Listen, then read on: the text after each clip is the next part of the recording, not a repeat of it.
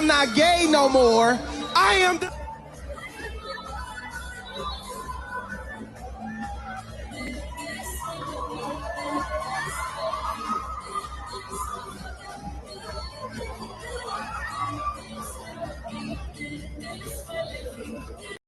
I'm not gay no more. You blew the joke. What? How did I blow the joke? The joke. That was better than the joke. You're insane. You didn't tell me that was better than the joke. You're nuts. The joke. You were going to come on and say he's not. They didn't raise a confident kid. They raised a gay kid. Yeah, but I wouldn't have delivered it like that, Rob. You gotta be kidding me. Mom and Dad, you didn't raise a confident kid. You're raising a gay kid, it seems. We got a lot of funny videos tonight. We don't have to necessarily do them all right away, but I think we had an Apple review, a new Apple iTunes review, right? We do. Let me pull that up. This one was actually pretty funny. Greatest argument for evolution. If anyone may be doubting that evolution is fact, please just listen to Anthony talk. The whole time you were worried he's going to say dinosaurs are fake and the moon is a hologram. By the time he finishes his argument, you feel like he made up everything he said. Not much is known about Rob, but he definitely loves IPAs. Which I do not. No, I cannot wait for the Trent Horn versus Brother Peter Diamond debate that will one day moderate. They better have Rob moderate, though. Anthony might get convinced by Brother Diamond and flee into the Pennsylvania woods. 5 stars by Donald J. Trump on top of that. Impressive. Review by Donald J. Trump. We've had Obama call into the show, although he probably won't after you review his movie tonight. And we have Donald J. Trump leaving Apple reviews. You should have planned for Obama to call in tonight. This is like hold on. Let me text Obama. Yeah, text Obama. See, well, come on. So somebody keeps saying this every episode. I've never seen an anime anything in my life. Like I've seen still shots of anime. I've never seen anything of anime. I don't know why that suspicion is out there. The Obama movie, what's it called? I don't Leave know. the World Behind. Yeah, Leave the World Behind. Everybody's making like a big deal out of this one scene where the girl is in bed with her dad and she's like, you can't trust anybody, especially white people. And it's like, that's the thing you guys are focusing on. That's like the least annoying part of the movie. The whole movie, the thing that frustrated me the most with this movie was the dad. I'll wait for you to finish. What do you say? You respond? Not yet. No. So the dad is incapable of protecting his family, right? So the premise is the mother surprises the family with an Airbnb trip out to Long Island. They're from the city. They want to go out to the island. So they get there, they rent this unbelievable house. And one day into the trip, they get a knock on the door. So they spent the full day there. And then the second night, it's like midnight and they hear a knock at the door, and a black man and his daughter are at the door. Now he's dressed in a tuxedo and his daughter's in a really nice dress, and his never trust a man in a tuxedo. Well, so my wife is asking me, so the guy claims that he's the owner of the Airbnb, right?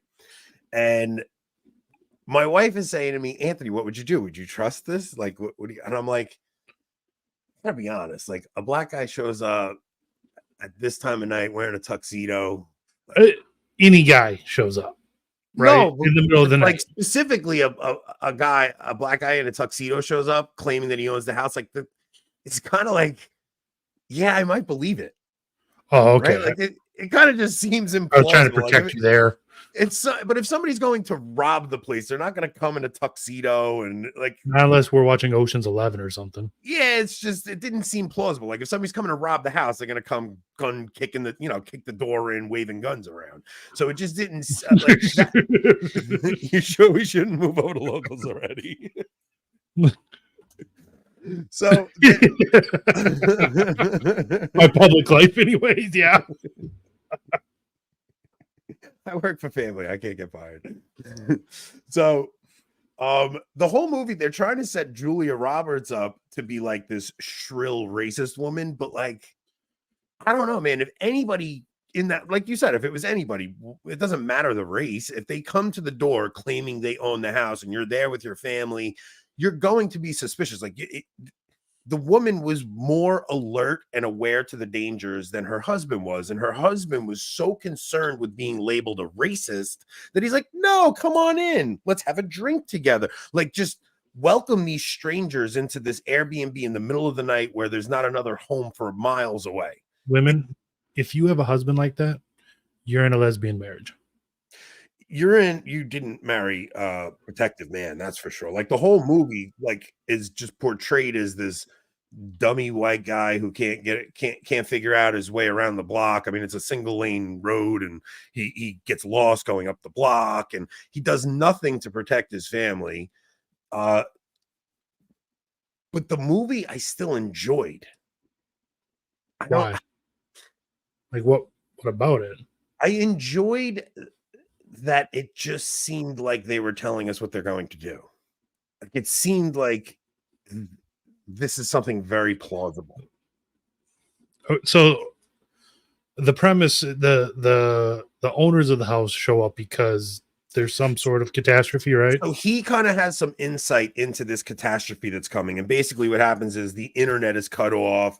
All electronic communications are cut off. So the phones aren't working, all this stuff. And he's a wealthy businessman and he has clients in the Defense Department. So he's kind of suspicious. He doesn't know exactly what's going on, but he's pretty suspicious. So it's not that I have poor taste in it's not. It's that he watches literally every movie. Yeah, I have a lot of time. So it's not that I enjoyed the movie. It's hard to explain. It left me very unnerved. Like, it wasn't one of those movies where you watch and like, oh, this is just terrible. Like, it left me very unnerved. I went to bed that night. Okay, so I have to give some context to this because I had a really weird dream because of the movie, but also because of something that happened to me when I went to confession on Saturday.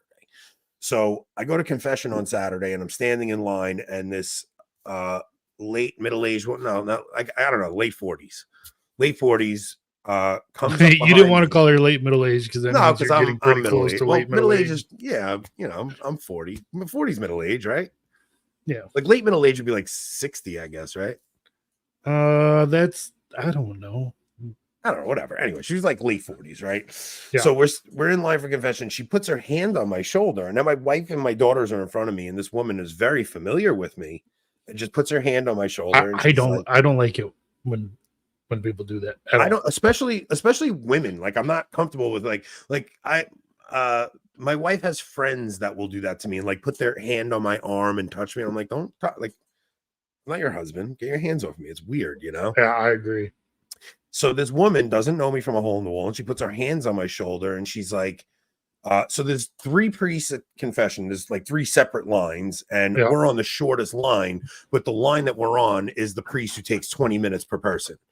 Of course. You know, I've learned that it's not like a lot of times I criticize the laity for taking too long, but a lot of times it's the priest. The priest will drag things out and take a very long time. I've never actually had a confessor like that at all. Oh, never. Man, this guy that in particular is notorious for it. Oh, really? English is not his first language, so it's We're not getting a not Chinese, no. Okay. We're not getting a Chinese accent. He's Indian. I could try an Indian accent if you want. No, hold on though. Our second comment tonight. Can Anthony speak in Chinese again? I need some help with my homework. I need the expertise. So we actually have a funny video we could play about that, though. Did we play that last time with the woman that got the headaches? No, we never played it with Michael Hitchmore, right? So, all right. So this woman comes up behind me. She puts her hand on my shoulder, and she's just like talking at full volume in a church and telling me about, well, you know, it's just, I just saw the Pope's Exorcist, and it just was so clear to me that, you know, the devil can't use the sins that you confess against you. And I really have to go to confession here, you know? So the priest, and my wife is looking at me like, who is this? Like, this lady doesn't know me. She's having this out loud conversation. Your wife's wondering, is this someone who watches your show? She might have been, but my daughters are just like, what the heck is going on here? You know, it was a very awkward, weird thing. I felt very uncomfortable with it. So the priest is the one saying mass, so he has to leave the confessional before any of us get a chance to go go in. So, but the other two priests stay doing confession throughout the mass. So we have to leave that line and go. Indians pronounce Mario. That's actually hilarious. So we go to the other line. Now, remember, I'm in front of this woman. We walk to the other line, and she cuts me in the line to go in. And I'm like, how nervy is that? It's just a nervy thing to do. So I'm just like, okay, it's all right. I'll go behind. So there was actually only one other line at the time. So we're waiting. She cuts me. And then another priest came and filled the other one. And then the line flipped around. So we got to wind up going in before her because he went to the other side, and you could just see it like burn her up a little. So that is in the back of my mind. That happens right before we watch this movie. Then the whole movie about Julia Roberts as this shrill, like mean woman, right? So I go to bed that night and I have a dream that every time I'm with my wife in a room and some woman keeps coming over and trying to get me in trouble with my wife by putting her arm around me. And I'm like, it was a cross between like Julia Roberts' character and this woman in Line and Confession. It was just such a really unsettling dream, and things with animals in the movie were whatever. Anyway, the movie What's funny itself, is your wife probably had the same dream and she's pissed at you for it. dude, do you ever have that? Yes. Have your wife wake up mad at you? Mad at me because of something dreamy did in her head? It's not on me. That's a very typical thing for women to do, to actually be mad at you over something like that. So there was a new. We should touch what the show is supposed to be about, right? Which one? The DDF article, or should we do more videos? Let's do a funny video. All right, let's go with. No, let's not go with the London cop. We started with a little racism. Let's stay away from the racism for a little longer. All right, so I don't know if that's gonna. All right, we can go the top video, the first one I sent over. We're the girls. Women priest ones. Yeah, we're girls. This video is great, guys. 43 seconds long. I don't know if I can take 43 seconds. This is Synod 24. Early video of Synod 24. Okay, give me a second. Of course, we're going to remind you that there are women in scripture serving in church leadership. We're girls and we're priests. Of course, we're going to talk about the deeply mystical yet profoundly human power of Christ coming into this world through the body of a consenting woman, Our Lady, Mother Mary. Pause that right there. First off, this is one reason I don't like Gothic chasubles, because they do just look like a feminine dress. Oh, I never even thought of that. Well, Roman chasubles are so much better. Did you hear how she said that? Go back to what she said. Yeah, because she says something very, like, there's no scenario where a woman becomes a priest and it's not a form of activism. This has to do with activism. This has nothing to do with. It's a revolution. It's a revolutionary spirit, right? Right. So listen to how of the body of a consenting woman. It's just feminist language involving even women's right to choose. Like it's such activism in everything they do. We're girls and we're priests. Of course, we're going to talk about the deeply mystical yet profoundly human power of Christ coming into this world through the body of a consenting woman, Our Lady, Mother Mary. We're girls and we're priests. Of course, we're going to keep doing our job, even though there are trolls in our comments. We're girls and we're priests. Of course, we're going to match our earrings and our shoes to our vestments. My priest wears sandals all the time. It's Minnesota in December. He wears sandals. Yep. We're girls and we're priests, and I'm proud to be serving in an Episcopal parish. Of course we're you girls are. And we're priests. We're no stranger to holding a baby while preaching, celebrating the Eucharist, or otherwise leading worship. Now, this is many things, but Christian is not one of them.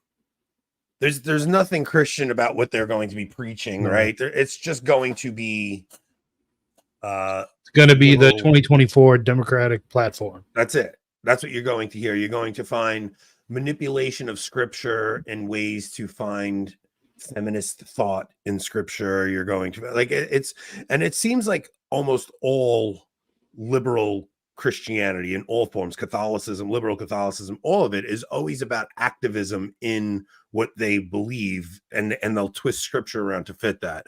Just shoot me now. Yeah, it's just we're in a weird time because liberals are in positions of power like we've never seen before. So we had women priestess in our last Episcopal church. She yelled at me in my own home when I said I was converting. Wow, that's wild. Yeah, you go to those crazy Catholic. And the funny thing is that Episcopal priestess probably like even as liberal as the Catholic Church is, still thought she was going to some crazy traditionalist place, you know? Yeah. Yeah, it's just nuts. All right, what we do have, the problem is both the other videos are, all right, go with the, I paid $500 for this because that's not really what that is. It's a father teaching his children about taxes, which was actually a pretty interesting video. Okay. I'm like, why are we watching a tattoo video, Anthony? It's not that. Are you guys ready to learn? Yeah. Okay. So you made all this money, right? Yes. Okay. Move your hands. Okay, so you made all this money, and now the government comes in and they leave you with only that much out of that much. Listen, but you worked really hard for all that money, huh? Okay, so your sister, she doesn't want to work, so she's going to get that much money to do nothing. And then the rest of this will just go to nothing but the Chinese. It's her money because she got some of what you worked for because she didn't want to work. That's just life. This poor kid. It's a valuable lesson. Taxation is theft. Poor kid. Here's the thing: if the money was actually going towards the common good, and I mean that in like the Thomistic, sense, that would be one thing. But it literally just goes to support everything I'm against. Yes. Every bit of our tax money goes to projects and programs that are completely antithetical to everything we believe. Uh-huh. It's crazy. It's not like your taxes are going to building roads. They make enough money on the tolls in New York to pay for the roads, to pay for pretty much every necessity that we would need. All of our taxes are just going to social programs, things like that, which, like you said, if those social programs were actually geared toward just actually helping people out of poverty and lifting them up and things like that, you wouldn't mind. But that's never what any of these things go for. No, not only does my government take money to support things I'm against, but then my church comes and takes money to send condoms to Africa. It's crazy. Having Michael Hitchborn on is an eye opener. All right, so let's do the DDF thing because I woke up this morning and I saw and you chose violence. Wait, to the movie. One of the funny things in this movie is there's a daughter obsessed with Friends. So, and Obama helped produce this thing, and there's images in the movie where it shows the brother wearing Obey and the daughter wearing NASA. So people are trying to link like the messaging to do with Matthew Perry's passing, and they're trying to come up with a conspiracy theory for Matthew Perry was a sacrificial like he was sacrificed, and you get things like this Obey NASA. But it always seems like there's like a little shot at the moon landing in every chance they get, trying to let you know, maybe there wasn't a moon landing. Okay, I have the response. The DDF? Yep. Okay, so I woke up this morning to Deacon Nick Donnelly. Let me see if I could actually find what he said, because I want to be fair with this. I like Deacon Nick. You sent it to me over text. Yeah, I think I just a screenshot. I don't think I sent the whole thing over, but I have him pulled up here. Let me see if I can find it. Ooh, he tweeted a lot today. Chatty today, Deacon Nick. Looks like my Twitter account. Yes, Nick Donnelly is a permanent deacon in England. I'll find it. Hang on. Bum, bum, bum, bum, Yeah. bum, I bum, hate that air. bum, Man, bum, he was bum, chatty bum, today. bum. Yes, definitely. He did a lot of tweeting today. What the heck is it? Did I find it? Okay. Oh boy, we have the synod issues guidelines for the next working synod on synodality. We should touch on that. I haven't had a chance to read that. We should just do it live on air. All right, Enoch. But man, Nick, you really went crazy today. I can't find this tweet. Well, while you look, I will tell everyone I'm in honor of Our Lady Guadalupe today. I'm having a Mediatrix cigar from Regina Cigars. They could be a sponsor of the show, but they're not yet. Okay, I got it.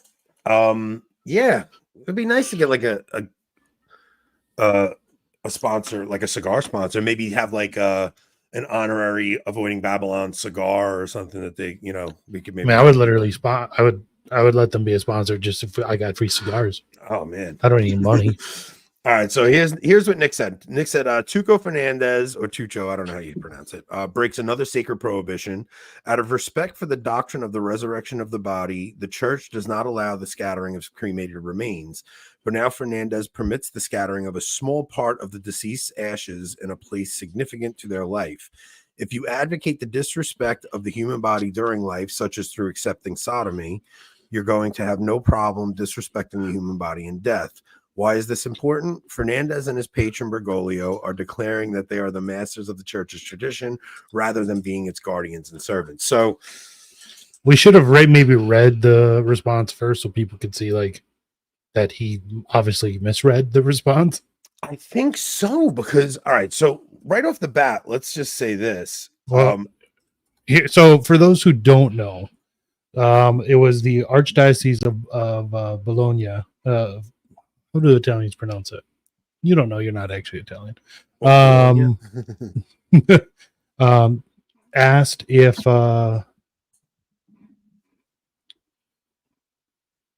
taking into account the canonical prohibition against scattering the ashes of the deceased, is it possible to prepare a defined and permanent sacred place for the commingled accumulation and preservation of the ashes of the baptized, indicating the basic details of each person so as not to lose the memory of their names, similar to what occurs in ossuaries.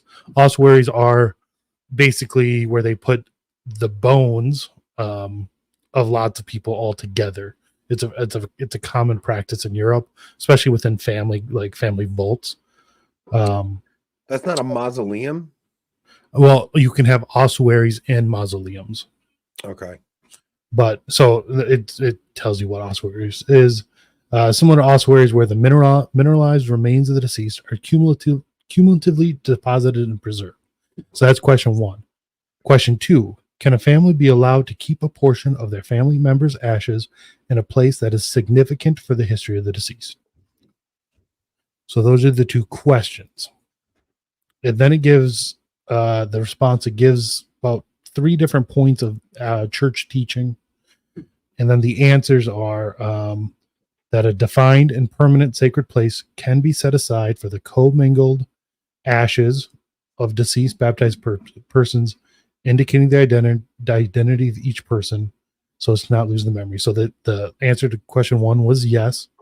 And then okay, so wait, I think let's break down what they're saying there. Okay, so first off, what I would say is the church probably just should not allow cremation, period, right?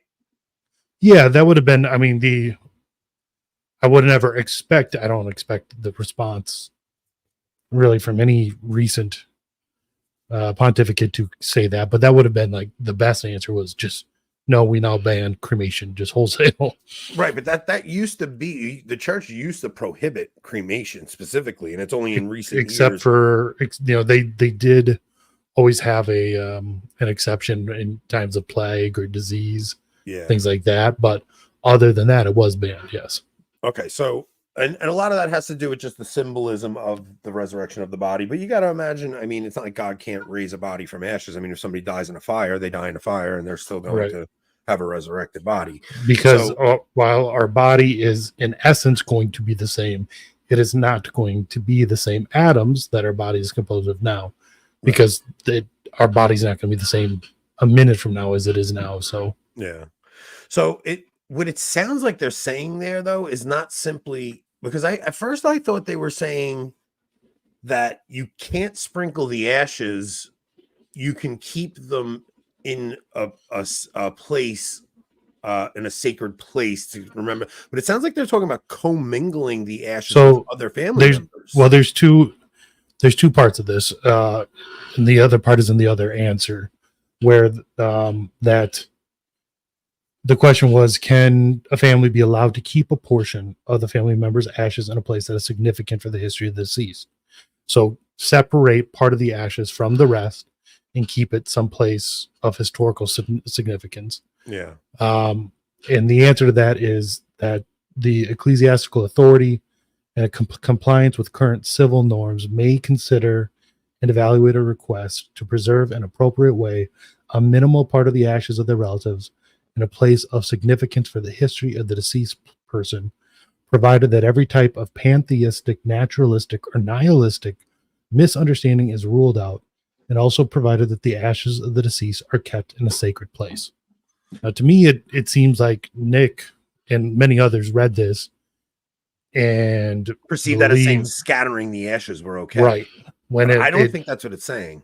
No, it specifically says keep it in a sacred place. Now, the general norm for cremation has always been, since it's been allowed, it is still frowned upon officially, but the general norm has always been you need to treat cremated remains as you would treat a body, because that is what it is. Right? So that's why you can't scatter ashes, because that'd be like taking a body, dismembering it, and throwing pieces all over the place. Yeah, which my family may have a history of doing. I'm not sure, but with bodies because of the mob or with ashes? It was a mob joke. Okay. So, well, me and you, when we were talking about this, we were kind of saying, okay, the separation of the little bit that almost has an air of like relics, right? So taking a little part of the ashes, separating them from the main, I guess they're talking about it like if you have an urn with all of the ashes in it, can you take a small portion of them out and put them in something like a necklace, right? I mean, even that, I would say this doesn't allow that, because I agree. It requires for it to be in a sacred place. So it a lot of people will take like the ashes of their parents and separate them among like the kids.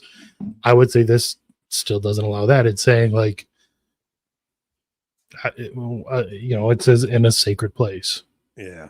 So yeah, I don't think it's maybe take part of being. All right. So let's say a husband and wife die separately at separate times. The wife is buried. The husband dies and he's cremated. Maybe you could take some of those ashes to the cemetery and place them alongside. Because you're supposed to put all the ashes in the cemetery. You're supposed to put the ashes in the cemetery. So all the ashes should go in the cemetery. Maybe you could take a small portion home with you and keep them on your mantle. No, that's not sacred. No, right. So what are they saying here? I don't know. So say I say you had a family property that was in the generation, in your family for generations. Maybe you could build, some sort of like home shrine or altar, and keep part of the ashes there to preserve the memory. That would seem more doable. And it doesn't seem much different than, like you said, than the church's practice of, there's pieces of saints all and things like right. that. And even then it hasn't always been relics of saints. A lot of like medieval scholastics had skulls on their desk, as memento mori. Yeah. And it would be like from other members of the order that had passed and things like that. So it's not an unheard of practice. But the key is being in a sacred place. So it still doesn't allow scattering of ashes. It doesn't. You know, yeah. So, you sent me a priest response today that said a ruling that once again, though not technically containing error, will cause havoc for those of us on the ground as people demand we let them scatter the ashes because the Vatican says it's fine now, when what they actually said is far more nuanced. Like, that's what I'm catching here, right? This is a very look. There's something to just a hermeneutic of suspicion. I hate that phrase that those guys always use. But I mean, of all the things this pontificate has given us, this doesn't seem like one that I'm too concerned with. right. If we're going to be concerned about cremation, I would be way less concerned about this than just the fact that in general practice, the ashes you receive are always commingled with the ashes of other human beings. Yeah, because they're getting burned inside of a furnace that other bodies were burned in. Yes. And like, you know, the crematories will say, no, we have practices that, you know, it's all BS. My mom worked in a funeral home. Anyone who works in that industry will tell you the ashes you get are only partly the ashes of your loved one, no matter what. So let's be maybe more concerned about the general practice and less concerned about some specifics of a in the people who are going to scatter ashes. They're not going to go ask for permission. They do it anyways. No, it's the same thing with the Mors Laetitia, right? It's the people who are actually concerned with, are they committing adultery, are going to follow the church's rule on whether the annulment goes through. Right. Especially because so many annulments do go through nowadays, that I feel like them saying that they'll allow it in certain circumstances, there was nobody really clamoring for that. It affects so few people. It was almost like it was just to get that statement on the books of, look at how much we're changing. Look, we're getting with the times kind of thing, right? It just seems that way to me. It doesn't seem like they act. I don't think there was this huge outcry of people saying we want communion for divorced and remarried. I just didn't think there was. I think the people that are divorced and remarried and just like, I just don't think, and that are receiving, like, they just don't care. Right. Exactly. You know, like they're just on their second or third marriage going to church, and they just don't care what the church says. There's going to be no one that wants to cremate a loved one that goes to their bishop, asks for permission to keep part of it at home, gets denied, and then just doesn't do it anyways. Yeah. If they cared about what the church taught, they would not cremate the person in the first place. Like, I understand there are extraordinary circumstances where maybe that is a necessity, right? Like you said, maybe plague or something. Maybe there could be some attenuating circumstances where cremation, maybe nobody was there to claim the body and they cremated the body without their foreknowledge, because that'll happen too. You know, say you're away or something. I think more people would bury over cremation if it wasn't such a huge cost of it. It's astronomically more expensive to have a funeral, like to bury a body. They charge you like $8,000 or $9,000 for a coffin. It's crazy. Yeah, like when my dad died last year, we did everything as inexpensively as possible, As you right? could, yeah. The most basic coffin. In Minnesota, the coffin has to be in another container, but like, it doesn't have to be a full concrete vault. It can be, right? But it doesn't have to be. So like a plywood box basically counts. But anyways, we did everything as inexpensive as possible. $12,000 for the funeral. You know what I mean? Funeral and burial. And that, $12,000, not including headstone, which was another $2,000. That is so nuts. And the people that spend extra on the coffin, it's like the thing's going in the ground. Right. And we didn't even have a wake. You know what I mean? We just did. It cost you $12,000. You didn't even have a wake. No, we had a hour viewing before the funeral mass. Wow, that is insane. Embalming, all the funeral director services, the coffin, the burial. I hope that you're all right with me putting this comment up. Is to say, my sister-in-law's mom passed within 6 months of my mom, and they only paid $2,000, including the service, flowers, etc. My mom's was almost So $8 just for the plot. that was we had to buy a plot in this cemetery. You had to buy 2 plots. They only sell them in 2s, so we had to buy 2 plots, and that was probably, I think, $3,000 for the 2 plots. But now, like, when my mom dies, were your parents still married? Not civilly, no. Okay, but when your mom passes, will she want to be buried next to him? She will. Yep. Okay. So at least that's so we have that thing, expense out of the way now. Right. That's what I was gonna say. So, yeah, man, funerals are a weird thing. You think about, does anybody new, like, are new funeral homes popping up, or is this just one of those family businesses that continue on? Like, a lot of the old family funeral homes are being bought. So now, like in like the Twin Cities area of Minnesota, they're almost all few dozen funeral homes are owned by 2 or 3 corporations. So it's franchised now? Yes. Yep.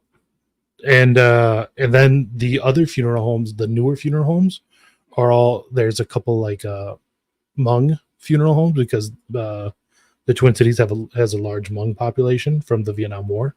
So the newer funeral homes are like Hmong or Somali, doing the different cultural funeral practices they have. Because like a Hmong funeral is 3 days. What is it's Hmong? over in a Hmong, like Vietnam. Oh wow! HMONG. You have that big of a population of that in Minnesota? Oh yeah. Wow. Yeah, I'm in the Twin Cities. So like a Hmong funeral is like 3 days long, and it is so their funeral homes are like huge complexes, because like literally 1,000 people will show up, because the Hmong community is really interconnected, here. And so like 1,000 people will show up. They'll all bring food to last like 3 days, and this whole neighborhood is just overtaken by all their cars over the weekend as the funeral.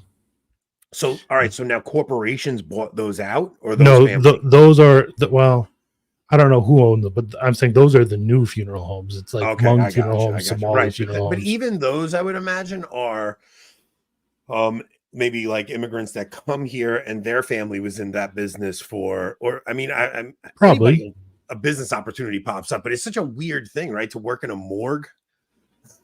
You got to think, like, if your parents didn't hand that one down to you, why would you want to get into what a morbid career. So out of high school, my mom went to like I forget the name, the word. Basically went to like office assistant school. And then was like a receptionist at a local family funeral home. Okay, so she was a receptionist there. But there was 3 employees total. She was one of the 3, so she was involved in a lot. One of my favorite stories is one time she had to drive to North Dakota to pick up a body, right? Yeah. And bring it back because the funeral was going to be in the Twin Cities. So my dad drove with her, and they have our old station wagon with like some of the seats down, right, to fit the body. Oh my goodness. And it's the middle of the night. They're driving through cornfields in like central Minnesota on the way back, and a deer jumps out. So my mom slams out the brake. The body slides up from the back, hits the back of my dad's seat, and he just freaks out. Oh my gosh. dead of night, dead body knocking on the back of his seat. He just freaks out. I mean, Paul's got a point, right? It's a business that always is in demand. People are always, everybody dies, right? And for the next 30 years, it's gonna be like, with the boomers going. Yeah. Then the demand's gonna die off. Yeah, business will slow down a bit after that. There just won't be that many people. Yeah, I always wondered about that, man. Just like what a strange career path to get into. Yeah, I mean, you think about even your parents, like you have to think there's incidents like that all the time, right?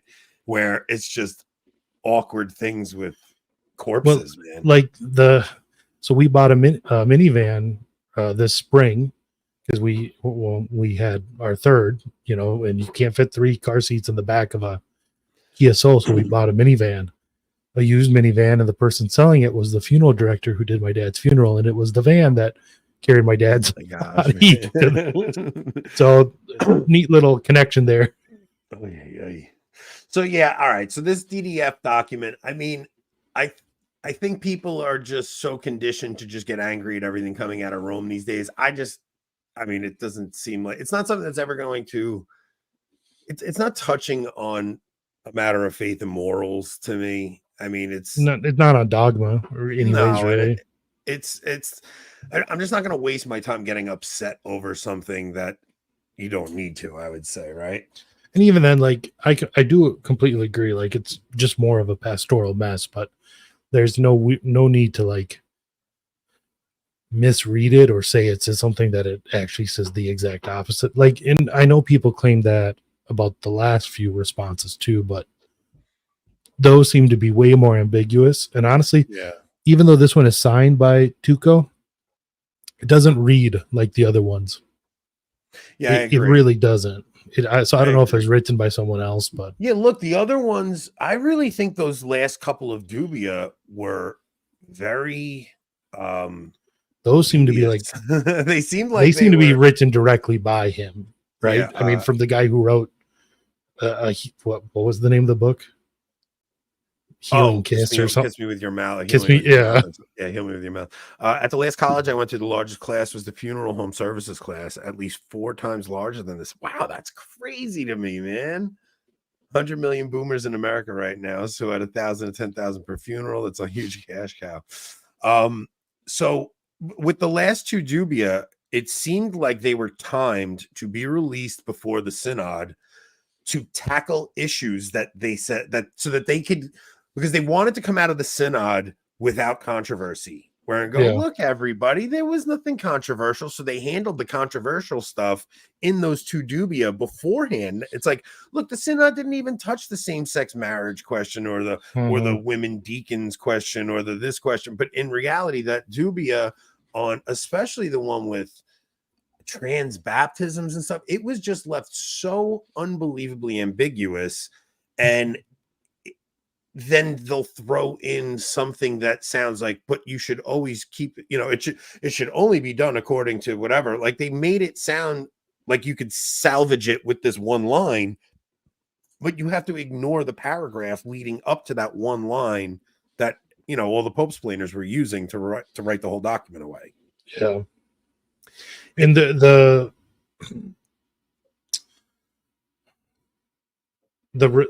results of that pastoral mess is going to be far more dire than someone having, a little part of their dad's ashes at some place at home. Like, obviously still not ideal, still not right, but it's not going to directly lead millions of people to hell. Yeah, and even if the other one doesn't lead millions of people there, what it's going to do is it's setting up a situation of, I mean, I thought it was basically leaving it as don't ask, don't tell for individual priests. It was basically the Summorum Pontificum for blessing same-sex unions, and like, it was like, you don't need you don't need bishops' conferences to make these drastic statements. We're just not going to say anything. And if you are in one of those ministries that, if you have a parish that has rainbow masses, you guys do what you got to do. Nobody's going to bother you. That's basically what that document said. And the people that are arguing that that's not what it said, I don't know what they're reading. So. Should we submit a Dubia for co-sleeping? That would actually be funny if we got a response. If we got a response, it would be funny. So, all right. So we wanted to end off the show. We're not going to do locals tonight. Rob and I are both very tired. We have a very big show coming up on Thursday. Thursday night, we have, so we had, oh man, I'm so bad with his name. What's his name? Hugh Owen of the Colby Center. So we had Hugh Owen of the Colby Center on, who came on and basically talked to us about the theology and philosophy and why we should be young earth creationists according to the fathers and things like that. Now we have Pamela Acker. Yep. Pamela Acker is going to come on and get into the actual science of it, right? She has a master's degree in biology. She's taught both at the high school and collegiate levels. She's written multiple books. So yeah, she's going to come on and talk about the science of evolution as well as young Earth creation, and also she'll basically rip apart what she calls the icons of like the religion of evolution. So Like I'm so excited. all the images that pop in your head when you think of evolution, like how a mammal becomes a whale or how monkeys become human, like she just rips them to shreds. It's unbelievable. Yeah, I'm going to do a deep dive into her work tomorrow while I'm at work and try to listen to as many audio things that she's put out so that I know because I want to make sure it's like action packed, right? Because whenever you hear a talk like that, there's a lot of dull moments. I want to make sure I get to the good stuff so that you guys have a nice condensed hour and a half conversation with her where we just hit all the great things that you could talk about. So if you're ever having a conversation with somebody, you'll know how to refute some of these things. Look, I'm a high school dropout. I don't feel comfortable having an argument on evolution with somebody who's well versed in, evolutionary biology. So she was really good on the vaccine. Yeah, so that's great. We'll talk to her about that too. So like, for instance, just to give you a preview of one of the things, like when you hear someone say like we're 98% genetically similar to chimps, that's what everyone hears, right? The truth is like 98% of our DNA is what scientists have labeled as junk DNA. So when they say that you're 98% similar, they're not talking about 98% of all DNA. They're talking about 98% of 2% of DNA. Yeah. And that you're also, so really you're like 1.8% similar to a chimp, but you're also like 1.6% similar to a banana. So what does that I was just matter? going to say, yeah, when you hear we're 98% similar to a chimp, you're also 97% similar to a salamander. Yeah. So it's like they're making it like it's this crazy thing. We're only up by 2%, but you're basically in the 90 percentile of all living life on Earth. Right? Like with DNA is going to be like a large percentage match to you. So yeah, we'll get into all that. So, but for the remainder of the show, we wanted to discuss Marian apparitions, but I don't know how do you want to go about it? Like what's one of you? Oh, you actually have like a list that we could go about, right? Yeah. So how many so do you have? I have 15 different apparitions, and I try to stick to the most well-known. The vast majority of them are Church approved. some level of approved. There's a couple on there like Medjugorje, Garabandal that aren't approved or fully approved, but these are all the most well-known ones. And I mean, so I don't know a lot about maybe half of these, so it's just going to be kind of like my gut feeling on some of these. All right, so how should we go about this? Okay, well, how about I think I know what most of these. I chose these pictures, so I think I know what they represent. So those are all 15. Yeah. So Okay. why don't we just, so this first one here, it might be hard for a lot of people to see, but the first one is Our Lady of Lourdes. So S tier is like, there should only be a couple at S tier, right? S tier is like the perfect apparitions, or like your favorite. Yeah, you got to put apparition. Lourdes there. Lourdes is going in that column. Really? Right away we're starting.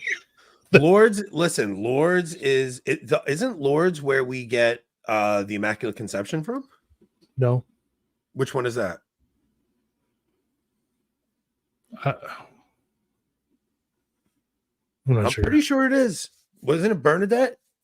Well, Bernadette was Lourdes, yeah. Right. So doesn't Our Lady you mean where she says, "I am the Immaculate Conception"? I am the Immaculate Conception. Might be. I think that's that one. I think that apparition had a lot to do with why was it Pius the Ninth? I think it was Pius. Yeah, Pius the Ninth was Immaculate Conception, and then Pius the 12th was Assumption, right? I think so. I'm not great with this stuff. You're way better than me. Lourdes Mary said, "I am the Immaculate Conception." You got to put that top tier. Dude. Okay, how about you get one S, I get one S. It basically our Fatima favorites automatically goes. Come on, Fatima automatically. Well, goes I'm wearing a Fatima shirt, so yeah, Fatima's going S, and that shouldn't be a debate. I agree. So Fatima goes in S. I'm going to say, man, but Guadalupe does too. So how about this? How about we both agree Fatima? Yeah. Your choice for S then is Lourdes. No, because because I'm gonna pick Guadalupe over Lourdes. Okay, how about let's flesh out the rest first then. All Our right. Lady of the Pillar. Do you know I that? don't even know that one. What is that? Our Lady of the Pillar. This is not really an approved one. It's more of just tradition. It's Our Lady bilocated while she was still alive and appeared to St. James in Spain. Okay, I'm gonna put that as a lower tier one. I personally I would say no higher. I mean, A at the highest, but maybe a B. Okay, but this doesn't. Now, when we put it there, what are we actually saying? I don't know. This is just like the ones we like. This is just Okay. completely. Yeah, I don't even know that one, so I'll put that D. Okay, so let's just put it gotta C have for some now. in the C column. Yeah. Okay, we can move it up later. Oh, I'm trying. Okay, how about Medjugorje? I vote. You know my vote for that one. Medjugorje. My vote's Z for that one. I know your family has history. Yeah, no, but listen, I don't. You got to understand, my family has history, and I know a lot of people have had conversions through there. But there's some shady stuff with Medjugorje, dude. Okay, so you Like some think D? really shady stuff with Medjugorje. Just remember, you put D, man. you're pissing off Keith Nestor. I You'll don't have know. to I deal don't with think so. Keith. I think he'll understand, right? I think. Look, listen. I just don't judge people that found a spiritual experience there. Our Lady will be taking you to later. And no, we're not doing Bayside. Oh Bayside is man, come not on. on That's here. got to go D. So I definitely think Guadalupe is an Yes, S. I think those three have to go A tier. Okay, but what about? I mean, there's other like. I'm gonna tell you. All right, but I think those three should just go there without either of us saying anything. Okay, but what about Our Lady of Mount Carmel, the brown scapular? Do you think that's less important than? I don't put her in A. No, S is Not the even- top. She doesn't go A. I mean, she doesn't go top. No. So I did. So these are She can that go is more of A. a. So Our Lady of Zaytun is more of a Coptic Orthodox apparition. So I did. I think that's a great apparition. It was seen by like hundreds of people, and it had the Muslims saw it too. It's a great apparition, but I put that down at like B or C. I don't have that one on here at all. So. Oh, okay. Because it's not really Catholic in a sense. Okay, let's just it's a cool apparition because there's video of it. So okay, if you guys so have never seen it, you guys can check that one out. We'll do D for Medjugorje for now. D for Medjugorje for now. What about Garabandal? I personally, and I know it's popular with trads, but I kind of feel D for that one personally. All right, there's just all right. Here's the thing with Garabandal. I think it's related to a lot of what's going on in the church. I just don't think the evidence is there for it. Yeah, not even the spiritual evidence. The craziest thing about Garabandal is that it's the one we have the most video evidence of. Right, but I don't think that helps it. A lot of people think that some of that video almost looks demonic. I don't know. I just think there's some wild pictures that come out of there where the little girl's receiving the Eucharist, and it's in a still picture where she receives the Eucharist from it. But even that, receiving the Eucharist from an angel, like, well, that's Fatima. Oh, from an angel. That's what happened in Fatima. We're not ranking Our Lady, to be clear. No. Just the apparition itself, not Our Lady. Our Lady is Our Lady. Come on. We're talking like how significant these apparitions are to you. See, yeah. I would put Garabandal at B. Really, that high? Yeah, because if I say D and you say B, let's go C for now. Okay. We can move these around. But my point on that would be the cultural impact Garabandal has had, especially kind of as being trads in a sense. Yeah, I mean, I just know a lot of people when you're looking for Marian apparitions, like the you have Kibeho on here, right? Yes, I put Kibeho at A. See, I know nothing about that, and like if we're doing this purely subjectively, like it's done nothing in my life at all. See, I think Kibeho is prophetic for the situation we're in now, and that's why I really like Kibeho, because Okay, but the how warnings is she gave are so explicitly come to fruition. but so you're gonna rate Kibeo greater than Our Lady actually bilocating to Spain while alive to talk to St. James the Apostle? Only because I've never heard of that, and because I don't know the cultural influence that has had in modern era. I'm not saying it doesn't in tradition. I just never even heard of it before. So I don't know how to rate it higher. Okay, I'm gonna put Kibeo at B for now. Okay, that's fair. What about Akita? I put Akita at A personally. I'll agree with that. Akita goes Okay. A. Akita's church approved. It echoes a lot of the same things as Fatima. We have statements from Cardinal Ratzinger on it, and him saying it's the same message as Fatima. The seer is still alive today. She made comments before the COVID thing drops, right? I mean, there's a lot going on with Akita. I agree with Peter. Putting Pillar at C is bad. Yeah, but I have no problem insulting Spain. Why do I care if I insult Spain? Okay, no, hold on. So I know I picked all these pictures, but I don't know what they all are. I think this crying Our Lady is La Salette. I think that needs to be A. I think it's really related to Akita. So if anybody in the comments, like, so Peter thinks, okay, so where do you think He said B at the least. B at the least. Okay. I think once we get them fleshed out and we're like, how do we put that above or below this? Then we can go back. Okay, let's just get them on the board, and then we'll argue with the audience over who.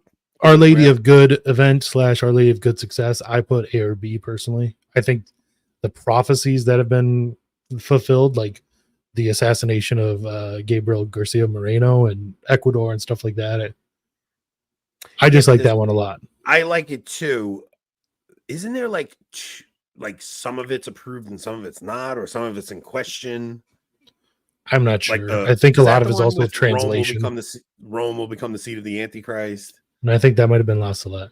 La Salette, okay. And I think La Salette's the one that has parts that they don't know if they're real or not, like approved. All right, so that is going to knock it down. We'll just put good success at B for now. Okay. What about the Miraculous Medal, Our Lady of the Miraculous Medal? I go B or C. Even though it's a devotional that, like, yeah, maybe A or B. I think wherever we put Our Lady of the Miraculous Medal has to go with Our Lady of Mount Carmel. I mean, the scapular and the miraculous medal. I have a miraculous medal, A, especially because there's been long-term devotion from them, right? Like those have to have a high caliber. Okay, so now we have Our Lady of Walsingham. What is she? She is an apparition that happened at Walsingham in England. I know England, obviously, but what is she known for? I don't know a lot. Knock, I put down at C. Okay, I think if you put Knock at C, you have to put Walsingham at C. Yeah, it's just Knock. There's no message with it. Knock is just. I mean, there might be a Well, Knock she's literally there's no audible message. No audio, right? Yeah. There's no audible message with Knock. It's still a beautiful apparition, and many people saw it. But it's Robert Nugent punching air.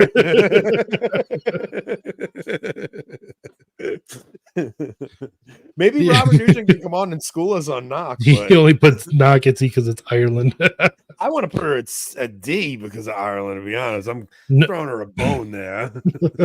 Notice how none of these are Italian? Yeah, I don't like that you didn't pick Our Lady of Revelation. It wasn't on the. I picked the more well-known ones. So of course.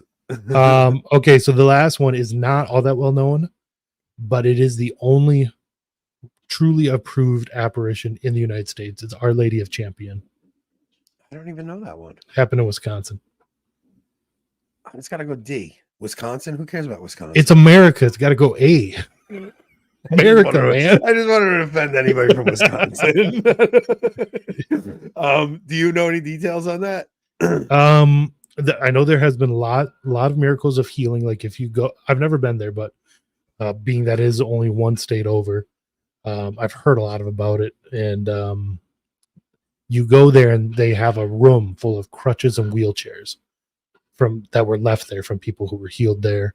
If I remember right, and I could be wrong, so anyone who knows about this, if I'm wrong, let me know. But I think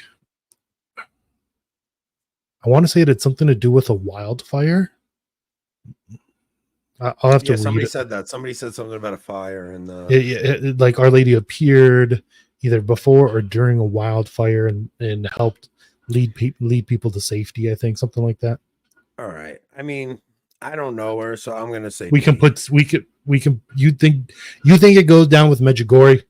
no. All right. See, Medjugorje is clearly the most shady, right? Yeah, and I would say Garabandal is. That's me. Giving to look. My family has had very close experiences with Medjugorje. I have a lot of friends that have a devotion, or not devotion, but have very intense experiences there. I don't knock anybody that got something out of the place. I just think there's a lot of shady stuff that happened there, and it's worrisome because of those things. There's a lot of lies. Like the apparition itself, is shady for sure.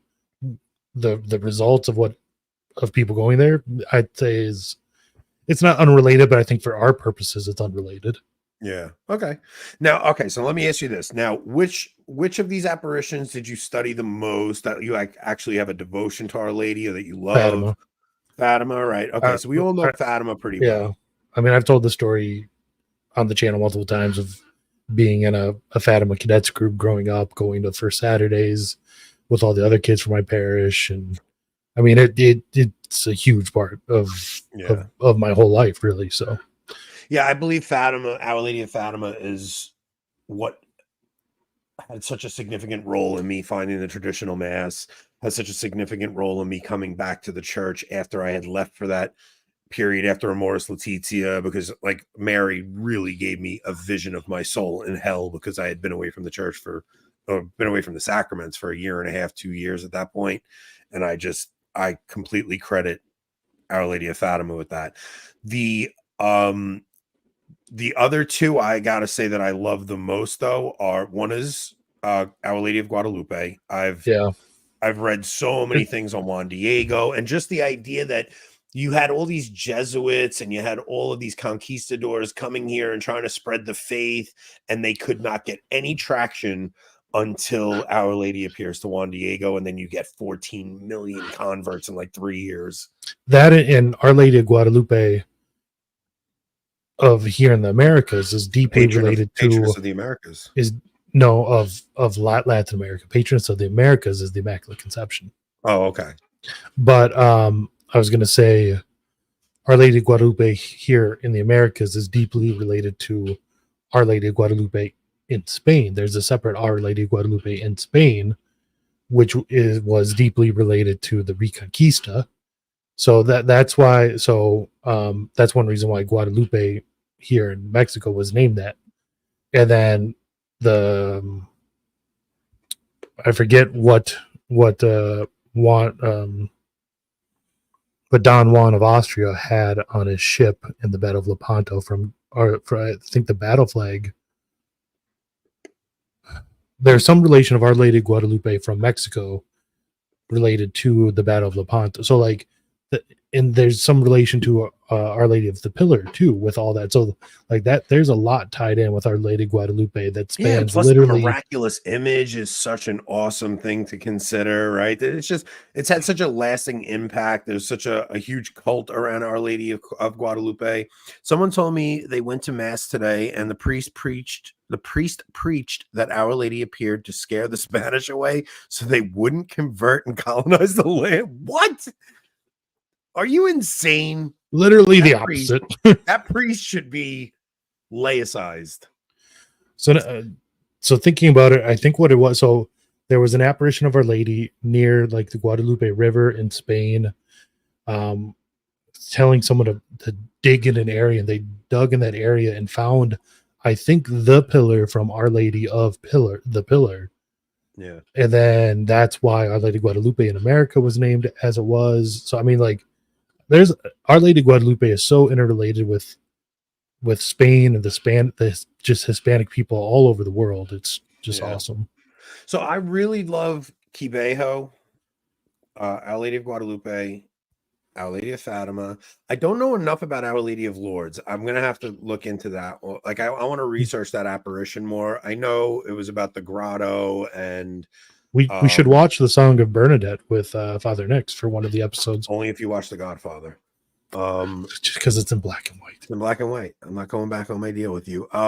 So yeah, but Quibejo, there's a documentary on Our Lady of Quibejo that's worth watching for anybody. I think it's free on YouTube, and it's pretty unbelievable what happened there. I mean, Our Lady predicted rivers of blood if people don't change their ways. There was this, I mean, when you understand that the Rwandan genocide was predicted by Our Lady 9 years before it actually happened, and you hear the prediction she gives, and then it actually happens, it is like chilling to listen to.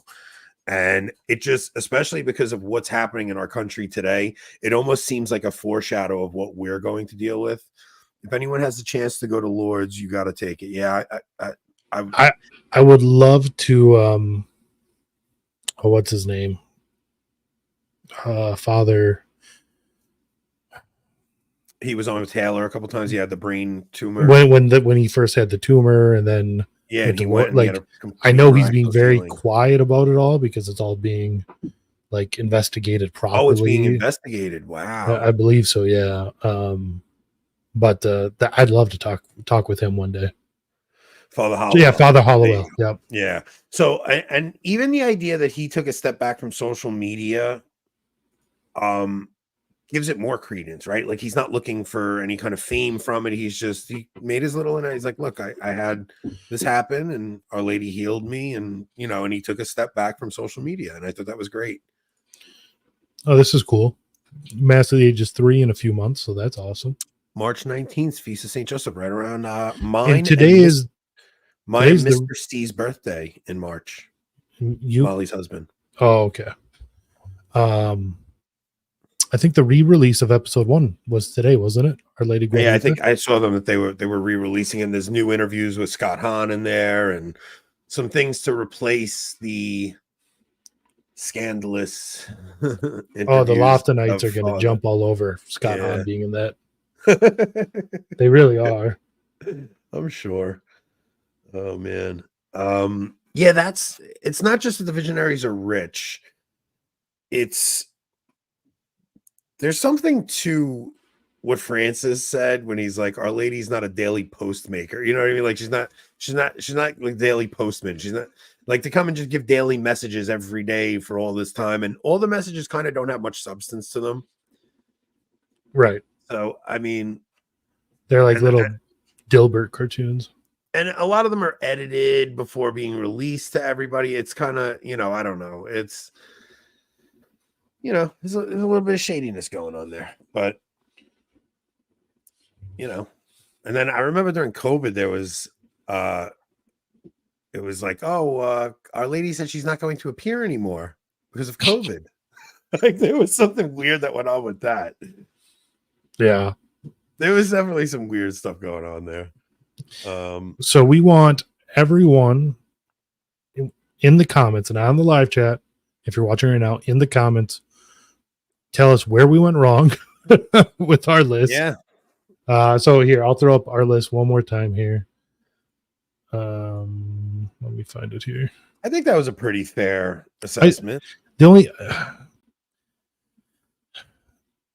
almost feel like, I know you feel like Cabello should move to A. I feel like Good Success should move to A.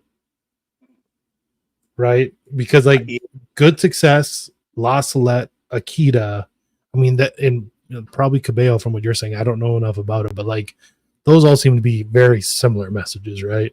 Yeah. But then we need something in B, and I don't feel like moving the scapular and miraculous medals to B.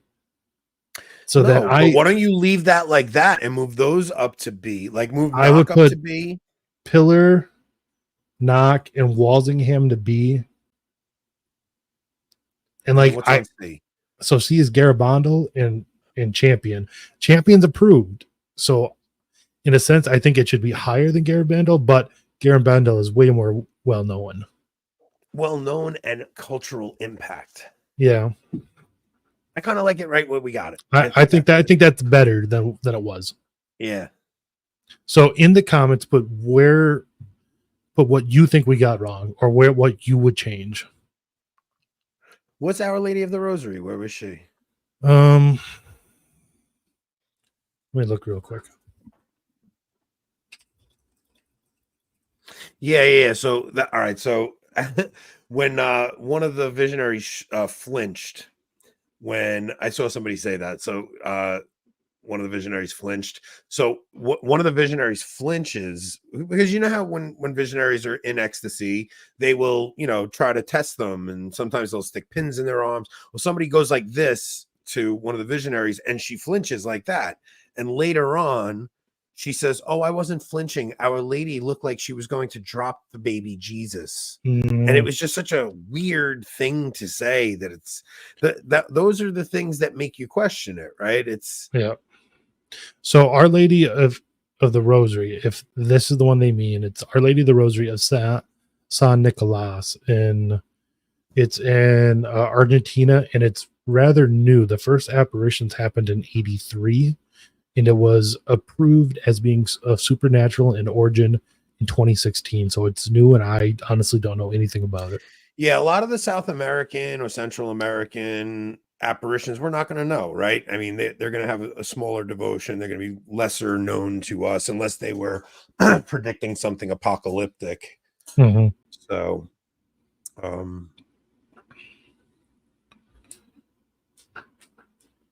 somebody said, there's also like so Our Lady of Victory is a title, not an apparition.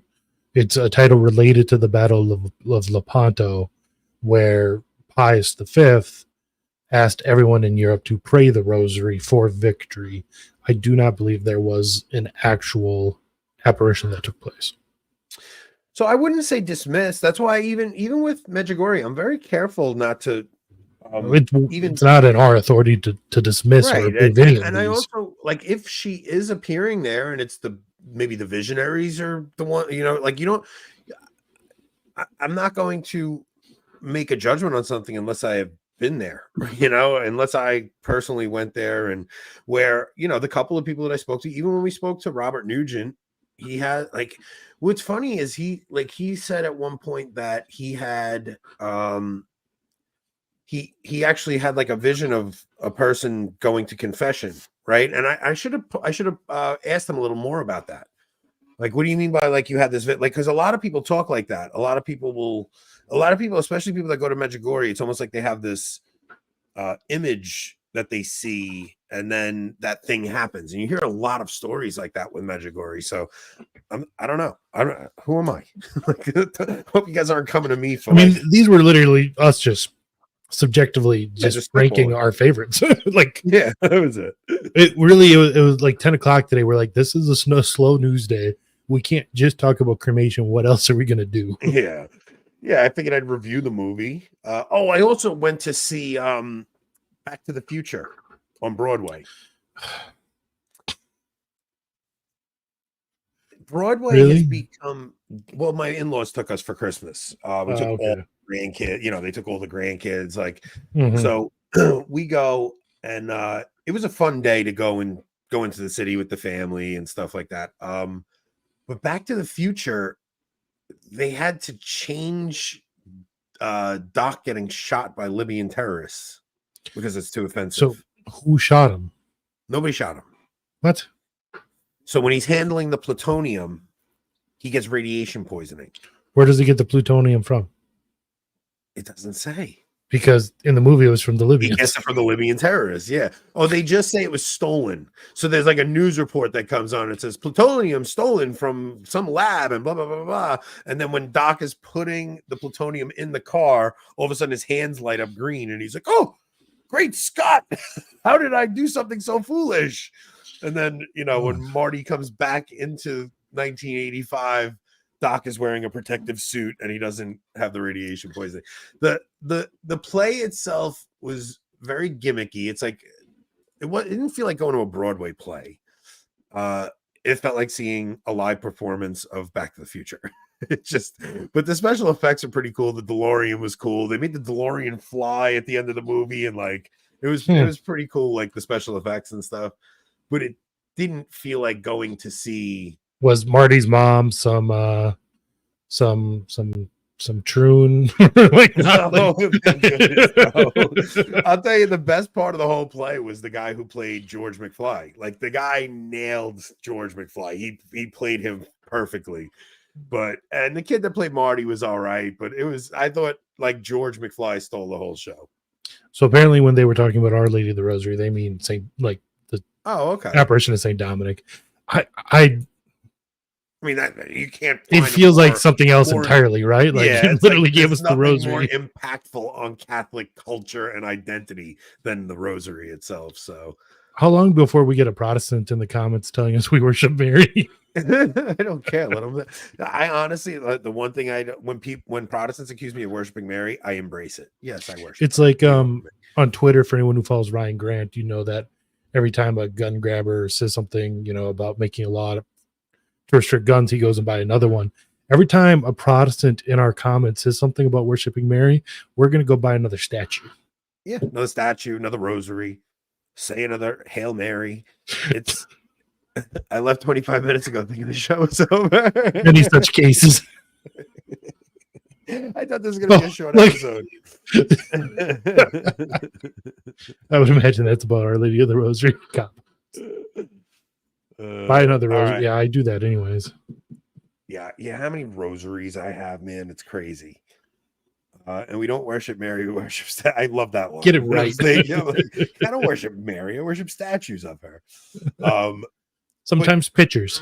When you really think about it, though, it's just the modern understanding of the word worship. I mean, when you see the pictures, even you think about us meditating on the coronation of Mary. I mean, you're seeing her as the Queen of Heaven. I mean, it's not worship in the sense of offering sacrifice to the Father. No, but I mean, in that case, Protestants don't worship God. Right. But that's true. Well, yeah, exactly. They don't, right? They don't offer him proper worship. They offer it to Israel instead. You read Malachi and he says, the day will come when a pure oblation will be offered in my name from sea to sea, from far east as it is to west.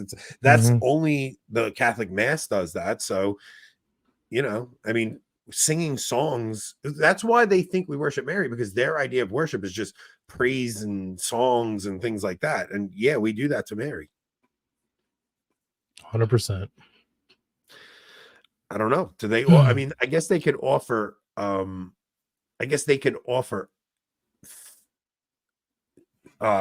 Acts of sacrifice to God, but they can't offer actual.